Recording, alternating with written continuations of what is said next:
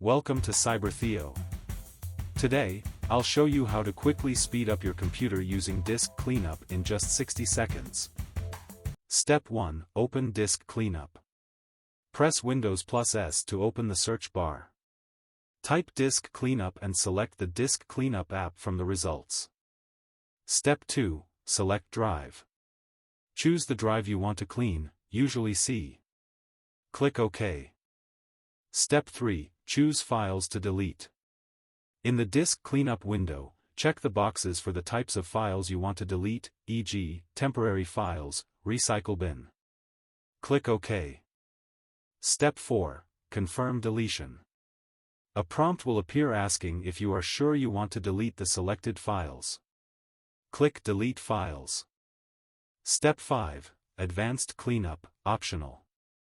Click on Clean up System Files for a deeper clean. Repeat the steps to select drive and files to delete.